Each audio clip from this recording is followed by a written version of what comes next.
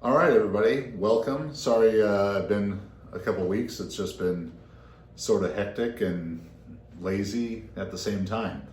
So today I'm drinking from Brewery X, local here in Orange County, Bottle Snakes Pilsner.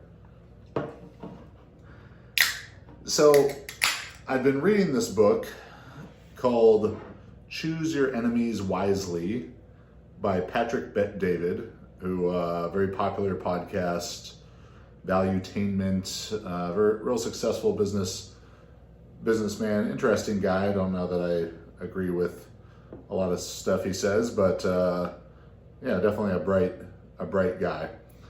So I'm reading this book, and it kind of reminded me of, then I got reminded of the book during a business interaction I was having with a vendor kind of for us, a contractor for us, that became very, very frustrating. And so the premise of the book, Choose Your Enemies Wisely, is about, sort of finding an enemy, whether a person or idea, for you to strive against, for you to work against in your business. And it struck me, particularly during this interaction over this past week and weekend, with this very frustrating situation with a vendor. We were paying a lot of money for their services, and it just really wasn't working out. And they weren't bad guys or anything like that. They were very organized, hardworking. It just wasn't, paying for itself. It was a marketing partner, and it just wasn't, worth it for me to pay $20,000 a month to this contractor. And I got really frustrated and mad about it because they were basically trying to convince me that I was wrong and that it was in fact worth it and that they were doing a good job. And ultimately I kind of just had to tell them, like, it's really simple for me, a business owner, to tell, is this marketing endeavor worth it and helping me make more money, and hence am I making personally more money at the end of the month, or am I losing money on it? So for them to try and tell me that I was wrong about my own interpretation of how much money I was making was pretty frustrating. And that got me thinking about this book, Choose Your Enemies Wisely by Patrick Bet-David, and how I've always, in the now almost 15 years of running Juggernaut, kind of strived against these different institutions or ideas, or in some cases, more specific people, and how that sort of fueled our success for doing this for 15 years. It's very rare that a company does that. I'm very proud of what we've done. So I wanted to share with you some of the enemies that we've dealt with throughout this time. Before I get to that, after this intro, I'm going to be talking about the biggest draft mistakes of the recent last 7-8 years of the NFL draft. And as always, Beers with Chad is brought to you by the Juggernaut AI app, and you can use code BEERS at juggernautai.app to save on your subscription for the smartest program for you. Also, be on the lookout in the next week or two for a very exciting addition to the Juggernaut apps family. I'll just leave it at that. But if you're looking for customized, individualized strength training programs that grow and adapt with you, Juggernaut AI app can do that like nobody else. Like I said, yeah, Brewery X Bottle Snakes today. So cheers to you fine folks.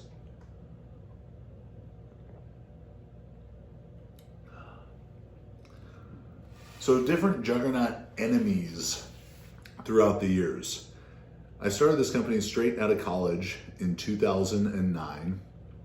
And one of my real big inspirations in doing that was Joe DeFranco.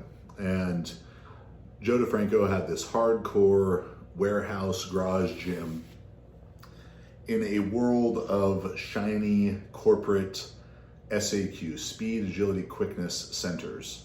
And for DeFranco out there in New Jersey, it was probably Parisi School. Here in Orange County, California, I saw these places like Velocity, another place called the Cutting Edge, some of them had been around since I was a youth athlete, so for, at that point, maybe 10 or 15 years. And some of them were big national chains and had, big air-conditioned, shiny facilities. But I looked at this and I was like, the training they're doing is bullshit. They don't lift, they just do agility ladders. The coaches don't understand the physical demands of these sports. They're doing conditioning for football players and the drills lasting 30, 40 seconds of, again, quote unquote, agility work for that time. And it just really frustrated me. And so when we created Juggernaut initially as a sport performance gym in Laguna Hills, California, that was my enemy. That was, we are setting out to defeat those type of training businesses and bring people real training, the serious training that they need to succeed. And that combative element, that enemy, seeing them as the enemy mentality, and I realize that in some of these stories I'm going to come off like a dick, and maybe I am, but that enemy mentality went so far as in our very, very earliest days, in an effort to do some market research, I went to the Velocity in Irvine and gave them a fake name and to try and inquire about some of their higher end services. I don't remember what my fake name was, but I talked to them either, as a shot putter, which I was, or maybe as a college football player wanting to do combine prep type of stuff. It was 15 years ago, so I don't remember exactly. But I had this ruse, and I talked to their top guy, their director there, who coincidentally is a guy named Eric Kasabuki. And I don't know that if Eric ever realized this after the fact, or realized who I was after the fact, or remembered this story, but Eric was a very successful USAPL powerlifter, mostly, I think, a single ply competitor.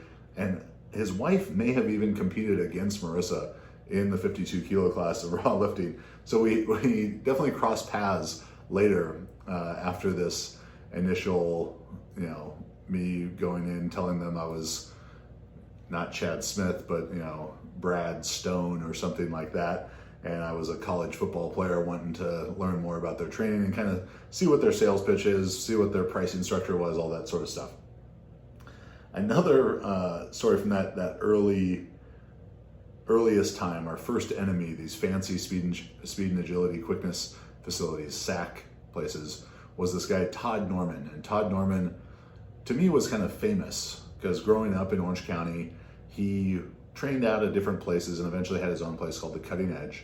And he trained Paul Correa and Temu Solani from the Ducks and a lot of top high school football players. And he was the one that I remember seeing a video on his website or a commercial or something. He would run commercials during the Orange County high school football game of the week. And they were squatting with chains in it. And at this time, I was big in DeFranco, I was big on West Side. And I see their chains set up, and they were doing it where it's just the whole length of the chain the whole way down. So maybe only like 5 or 6 links actually deloading at the bottom. And anyone who knows that's not doing shit. That's not how the chains are supposed to be used. Not that they're the most useful thing out there anyways, but if you're gonna use them, at least use them right. So I see this in a commercial and it just pisses me off. And it's just more of these guys, they don't really know how to train people. We have to do it right. We have to do it better and bring the right stuff to people. So I'm walking into a high school football game. Nate Winkler, my partner I started Juggernaut with, and I are walking into this game, and we're walking alongside Todd Norman. And in the smug 22-year-old, arrogant, probably kind of a prick attitude that I had, I said, I was like, "Hey, Todd." And he didn't know me from, anyone. And he looks over and sees me, and he's like, "What's up?" And I was like, "If you need any help learning how to set your chains up right, let me know." And he's just kind of looking at me like confused. And he's like, What'd you say? I was like, "Yeah." I was like, "I saw you don't know how to use the chains right when you're squatting. So if you need someone who actually knows what they're doing, come and ask." And, it kind of just got left at that. And he was like, "What the fuck? Who the fuck is this telling me this?" But that that stuff fueled me very much. We want to defeat those kind of facilities, and Juggernaut's still in business. That Velocity closed long ago, and I don't know the last time anyone in Orange County trained with Todd Norman. As we progressed, so those early facilities, that's 2009, 10, 11, when we're running our first gym. In summer of 2012, so from 2010, end of 2010 when I wrote the Juggernaut Method, the first one, wrote, formatted everything myself, and then started competing in powerlifting. I started to learn more about powerlifting, but that whole time I was sponsored by Elite FTS. And raw powerlifting, to understand the scene at the time, raw powerlifting was so small. Powerlifting as a whole was so small. Raw powerlifting was small. Equipped powerlifting was bigger. And the first time I went to Elite FTS would have been fall 2010. So maybe a month or so after I'd done my first powerlifting meet. And I'm the only raw lifter there. And during that training session in knee wraps, I squatted 635 for 10. And I did, my whole workout in the power rack on my own. Everyone else is squatting in suits and the monoliths in groups of 5 or 6. And that was the first time that I really started to understand what the fuck is equipped powerlifting and why on earth does it exist. And it became more galvanized to me that it was silly and pointless. And through conversations that weekend, I came to understand what these guys are talking about for what they do doesn't work very well for what I do. So time goes, 2010, 2011, and I'm writing a lot of articles on there, and I was like the raw powerlifting guy on there. I was probably the only one at the time. And raw was starting to get some traction, and Dan Green, was lifting, and Stan Efferding was lifting, and I was lifting big weights, and raw powerlifting was starting to get some more traction. And I was writing about sports training and some raw powerlifting training, but wasn't necessarily that outspoken in that form about box squats don't work, West Side doesn't work for raw lifting. And then in the summer of 2012, there was an instance where I had posted a link to buy Juggernaut shirts through my training log on there. And it had gotten taken down. And so I was like, why? And they're like, you can't post any external links. Okay, whatever, not a huge deal. Fast forward a couple weeks, and I see Steve Pulcinella from Iron Sport Gym, who was a popular writer on there as well, post a link to Iron Sport shirts. I was like, okay, well, I guess if Steve can do it, I can do it too. So I posted another link. Day or two later, mine's taken down, Steve's is still up. So at that point, I'm like, what the fuck is this? Why is he getting to share his external link to his shirts and I can't for mine? I'd written, he later wrote the Iron Sport Method, which was never very popular.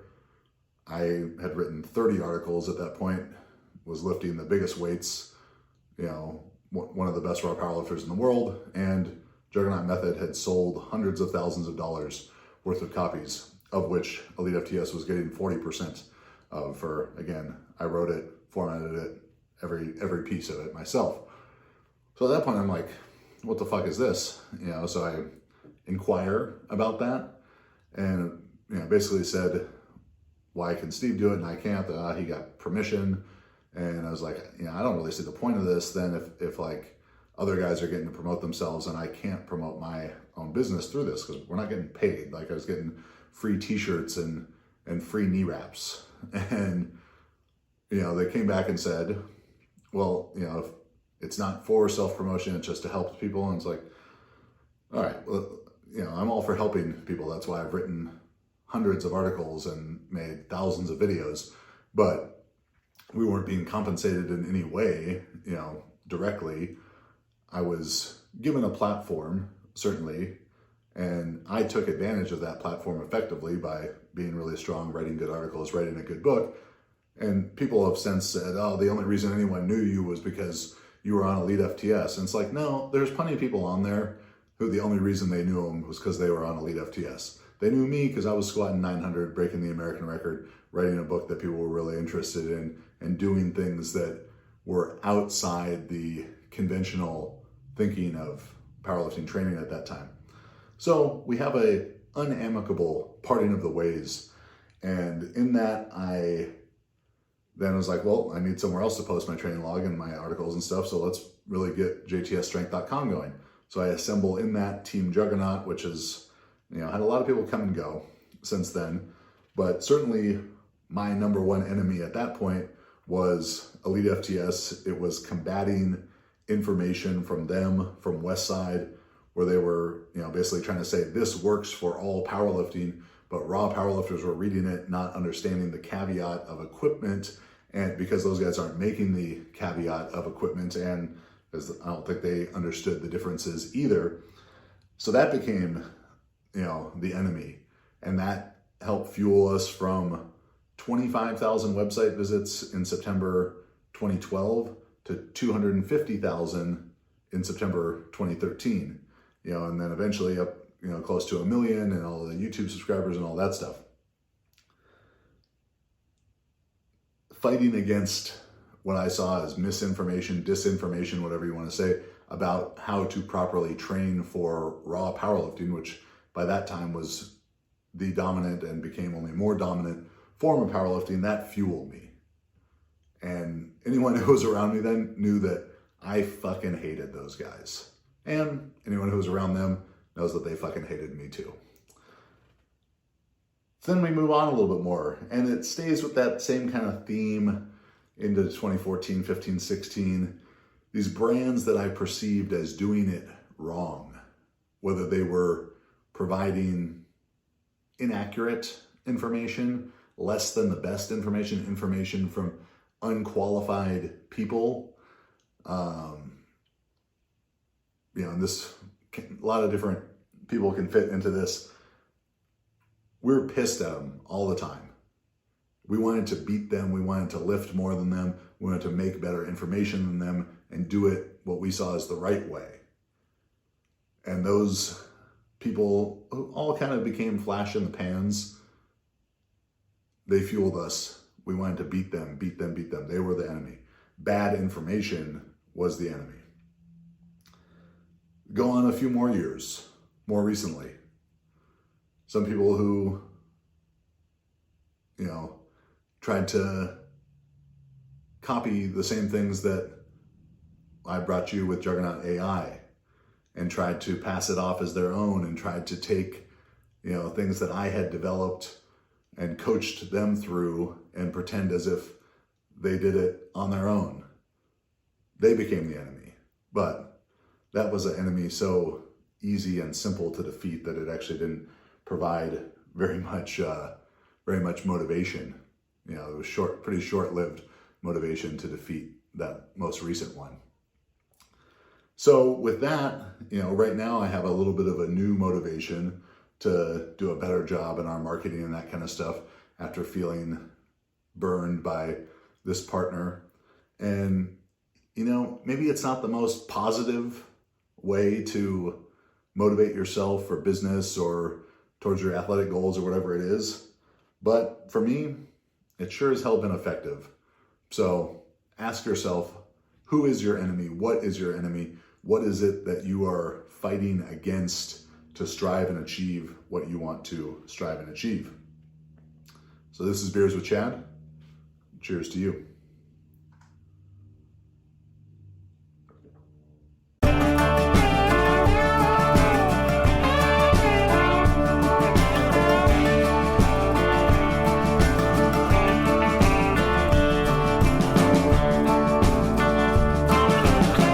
Welcome to Beers with Chad.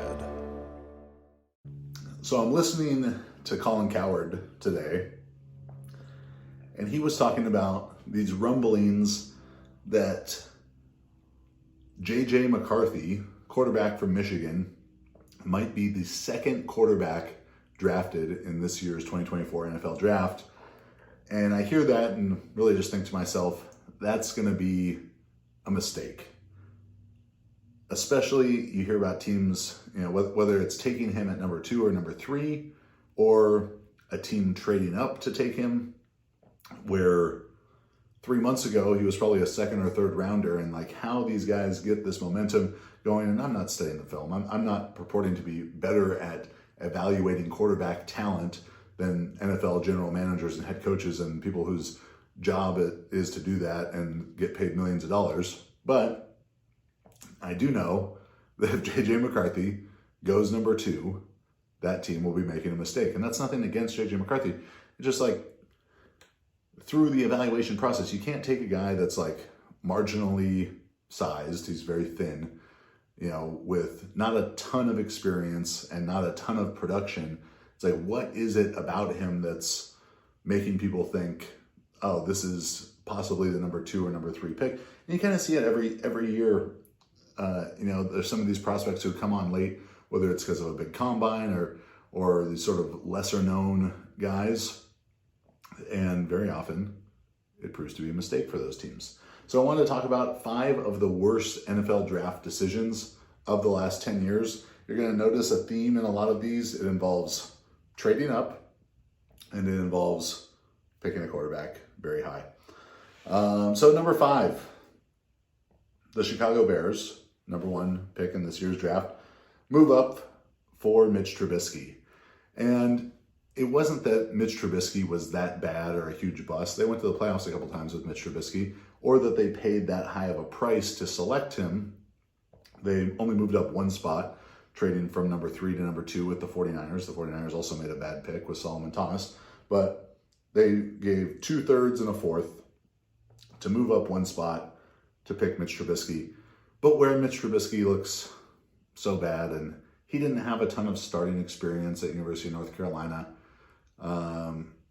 So it was one of these kind of like late rising, not a huge resume type of picks. It's more about who they could have picked. And who they could have picked is, as you've seen in many ESPN graphics over the years, Patrick Mahomes and Deshaun Watson. And yeah, Deshaun Watson is having his issues, but those first couple years of Deshaun Watson, I'm sure the Bears would have preferred him over Mitch Trubisky. And then some of the picks that they traded, their 3rd round picks that they traded away, those became Fred Warner and Alvin Kamara. So yeah, I'm going to put on the hypothetical draft. Well, what if they would have picked the right guy with every pick kind of hat? And if the Bears would have, stayed put and chosen Patrick Mahomes and then Fred Warner and Alvin Kamara, they would be a much, much better football team today. And Mitch Trubisky just happens to be another example in a long line, some of which we're going to talk about now, of mistakes trading up to draft a quarterback in the draft. So number 4, also a trade up, but a different one, a different position. It is the Bucks trading up with the Chiefs to select kicker Roberto Aguayo. So in 2016, they traded a 3rd and a 4th to the Chiefs to take a kicker, and it sort of becomes a thing of like, is it really ever worth it to draft a kicker in the 2nd round or the 3rd round, which the 49ers did this past year with Jake Moody and another pick I don't love. It's like, there's so many good kickers that are undrafted, and so drafting one in the 2nd round, a valuable pick, questionable for sure. Was there a chance that another team was going to draft Aguayo in the 2nd round or 3rd round or 4th round? And then putting on top of that they had to trade up for him, definitely a bad situation. Some notable players available when they would have drafted in that 3rd and 4th round: Joe Thuney, All-Pro; Javon Hargrave, multiple-time Pro Bowler; Justin Simmons; Matthew Judon; Tyreek Hill went in the 5th round that year. Granted, he had a lot of other baggage, but they got Roberto Aguayo instead, so I hope that worked out for him. Number 3, and this one pains me a little bit because it's a guy I like, Sam Darnold. Sam Darnold, I've had the gotten to spend some time with, really enjoy him as a person. And so the Jets moved up from number 6 to number 3 by trading the Colts 2 second-round draft picks that year and then a second the following year. So the Colts ended up taking Quentin Nelson with the number 6 pick, where they traded back to, and he's been excellent, one of the best guards in the NFL. And Sam, it pains me so much because so much of being successful in the NFL at any position, but particularly at quarterback, is about your situation. Do you have a good coach, a good offensive coordinator, not Adam Gase? Do you have a decent offensive line? Do you have good weapons to throw it to, not, Robbie Anderson and Isaiah Crowell being your best receiving targets? So Sam, I don't think, was in a situation that he ever had a true chance to be successful in. And outside of the Andrew Lucks and John Elways and, maybe Joe Burrow, it's really, really hard to be in a situation where you don't have a good coach, a good offensive coordinator, good offensive line, or good guys to throw it to and be successful. The quarterback can't catch it after he throws it. But that one does hurt more because they could have picked Josh Allen. They could have picked Lamar Jackson. One of their second-round picks that year was, the second-round pick that they traded, that ended up being Dallas Goedert, got drafted in that spot. So if their draft would have been Josh Allen and Dallas Goedert, they would have been a lot better off. Number 2, a very recent one. Last year, the Carolina Panthers trading up from number 9 to number 1, where they took Bryce Young. Panthers went from 9 to 1 by trading DJ Moore, by far their best wide receiver, 2023 first and second round picks, 2024 first this year, and 2025 second. So this one was really bad for a number of reasons. It was really bad because trading up a bunch of spots rarely works out. See Carson Wentz, see RG3, see all these other ones that I'm talking about. And Bryce Young was not the guy to take number 1 or to trade up for. If they were trading up for maybe Caleb Williams, maybe Trevor Lawrence, maybe Andrew Luck, sure.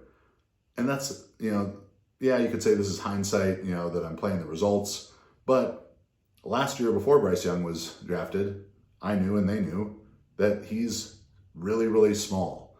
And it's not a good idea to pick people who are out of the physical norms with the number 1 draft pick.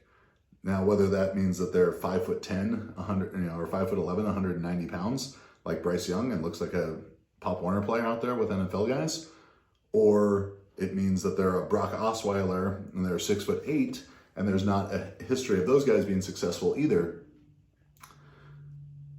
Don't take a weird risk in that situation. So I wouldn't pick Bryce Young first overall regardless. CJ Stroud, certainly with hindsight made that pick look even worse. But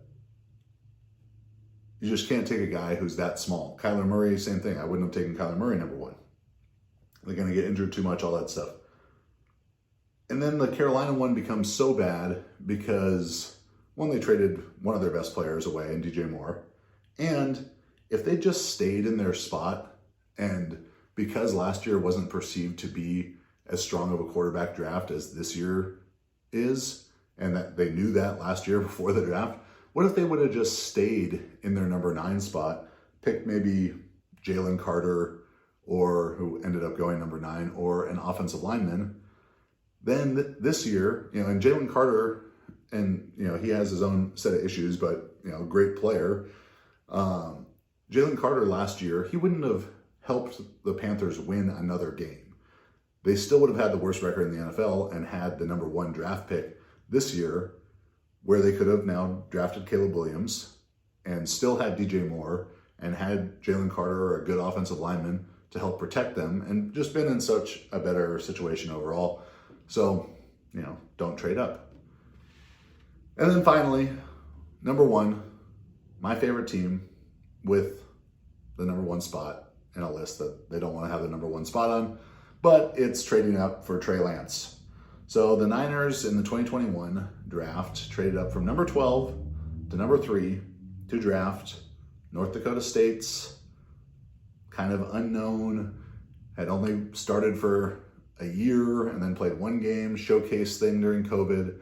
And it was this weird evaluation year. And you see with all the quarterbacks that year, no one really got it right. Even Trevor Lawrence is sort of not everything he'd been cracked up to be. But the Trey Lance one looks really bad because those guys who drafted, they didn't trade up for Zach Wilson. They didn't trade up for Justin Fields. They didn't trade up, well, they did trade up a little bit, but not as much for Mac Jones. All these guys who are on different teams now. But when the Niners went from 12 to 3 by trading their first in 2021, their first in 2022, their third in 2022, and their first in 2023, they gave up an immense amount of draft capital.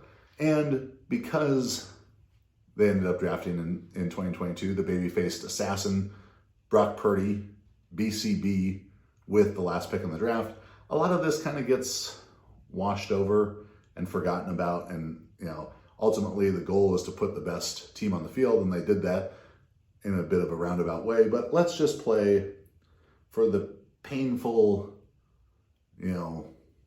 exercise of it, the what if game. So another problem with them trading up is by all accounts, they traded up for sort of a question mark. It was more like, let's get to number 3 and then we'll decide who we want to take. And is that Mac Jones? Is that Trey Lance? Is that Justin Fields? When they could have stayed put and drafted Mac Jones. And there's some people saying that John Lynch wanted Mac Jones, or Kyle wanted Mac Jones, and Lynch wanted Lance, and but trading up without a definitive target in mind, that's a mistake. And knowing that if it really was 6 one way, half dozen the other on Trey Lance and Mac Jones, why not just stay at 12 and get it, or not trade all the way up to 3, because you knew that one of them was going to be there into at least the late, maybe 8, 9, 10 kind of range, and you could have traded up without giving up nearly as much. And then the other guys they could have picked. So they had the number 12 pick in 2021. They wanted a quarterback because they weren't sure about Jimmy's health and long-term longevity with his injuries. So they probably wanted a quarterback, but let's say they didn't draft a quarterback in 2021 because they knew that Brock Purdy was there in 2022, just waiting for them. They could have picked Micah Parsons, who went number 12. The defense of Nick Bosa on one side and Micah Parsons on the other side, quarterbacks would tap out before the game. That would be truly unfair for an offensive line to try and deal with. Or let's say they go with Rashawn Slater, who went 13th overall that year to the Chargers, one pick later. If Rashawn Slater is the 49ers' right tackle in this most recent Super Bowl against the Chiefs, the 49ers win the game. They probably also go to the Super Bowl at least one other time, probably beating the Rams in 2021. Then going forward, so that 2022 first round pick that they traded, they lost to the Rams in the NFC Championship that year. So they had the 29th pick. Well, the 30th overall pick that year was George Karlaftis. So if they go Micah Parsons in 2021, they're probably not going Karlaftis in 22. But if they went with Rashawn Slater, maybe they have Karlaftis there in 2022. And in 2023, if Brock still gets hurt, they're not going to beat the Eagles with their 4th or 5th string quarterback, or a running back playing quarterback. So maybe they stay at that 29th pick for 2023 and pick Sam Laporta, a nice compliment to George Kittle, an aging George Kittle. Now, talking about contract situations with Ayuk and Purdy, you could let Kittle go, this next year as guys need to get paid, and it all works out. But in the meantime, this past year, you would have had, the best 2 tight end combination in the NFL since Gronk and Aaron Hernandez. So a lot of what ifs, a lot of mistakes.